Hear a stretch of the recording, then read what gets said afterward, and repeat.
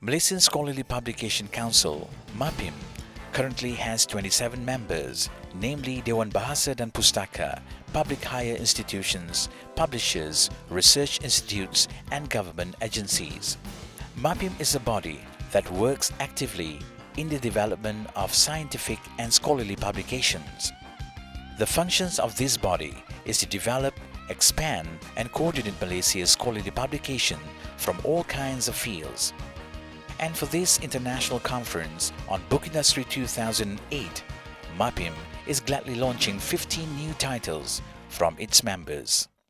The first book is Pengurusan Perniagaan Islam, Konsep, Isu, dan Perlaksanaan by Associate Professor Abdul Aziz Yusof and Ahmad Bashir Aziz. The book is published by University Utara Malaysia Press.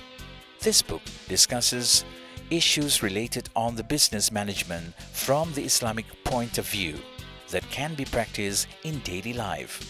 As for non-Muslims, this book will enable them to compare the differences of the norms of normal business management and the Islamic business management.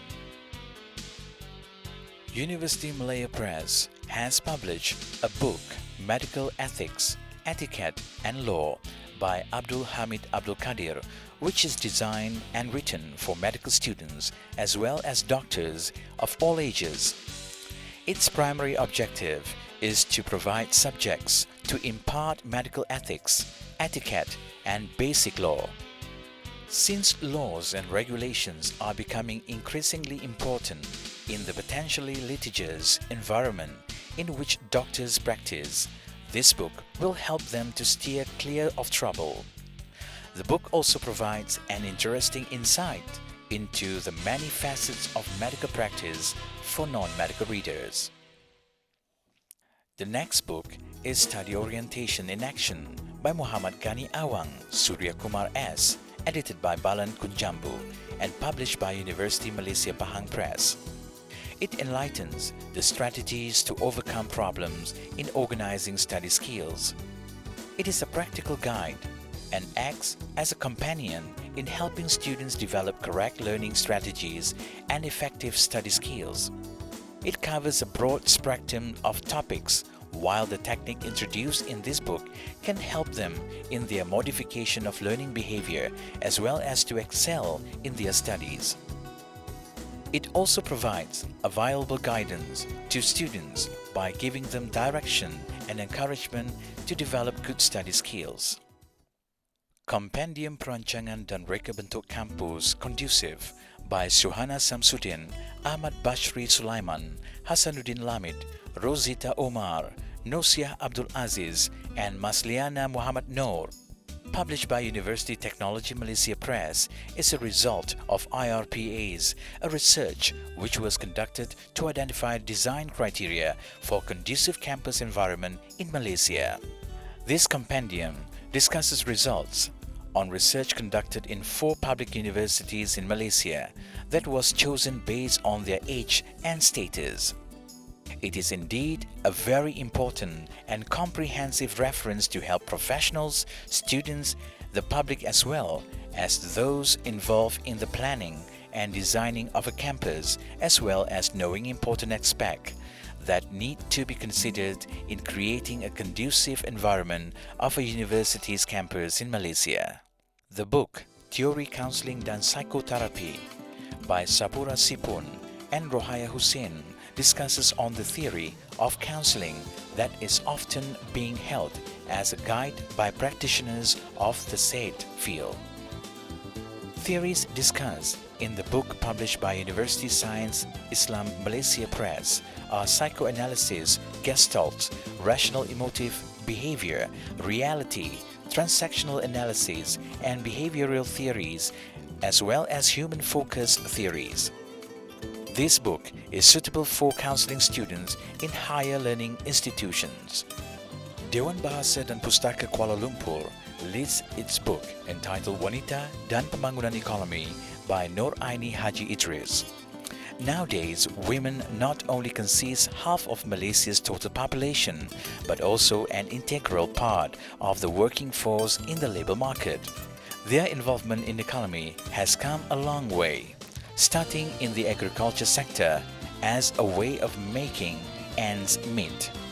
However, as time progresses, the involvement has differed significantly with the awareness in the education and economic restructuring.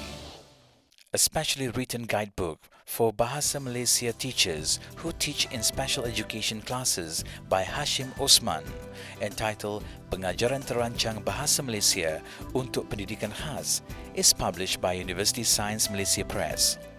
The book serves as a complete guidebook implementing special children's educational language, such as mentally challenged children.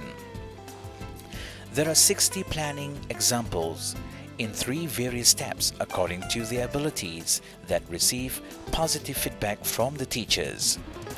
The contents are listed systematically based on 4 themes: topics, social role, places, and psychological role. The book, which certainly fits the criteria of Special Learning Curriculum Ministry of Education, is not only intended for the special teachers' usage but also for parents and families of these special children. Akhbar Politik Akhbar by Janeri Amir, which is published by University Malaysia Sarawak Press, exposes the importance of newspapers and its influence to the modern life, especially in politics. There are interesting issues that would capture the eye of readers as it exposes the role of newspapers as a medium in getting access to power through politics in the government. Written creatively in a fresh style, certainly gives the readers a behind-the-scene information of the importance of this media. A book that appreciates the work of visual arts is the next book to be launched. Published by Universiti Pendidikan Sultan Idris Press, the book Apresiasi dan Kritikan Seni Visual by Johari Abdul Hamid is suitable to be a reference for students in secondary school, teachers college, university visual arts teachers, as well as the artists. Even though some contents have appeared in local magazines like Dewan Budaya, Anjung Seri, and Fantasi, they can still contribute towards the development of visual arts in the country. Kuasai PHP dan MySQL Asas is written by Kamaruddin Malik Muhammad, Muhammad Farhan Muhammad Fauzi, Muhammad Aziz Salamat, and Zuaili Abdullah, published by University Tun Husin on Malaysia Press. This book reveals the history of PHP coming into existence and information about a few version PHP.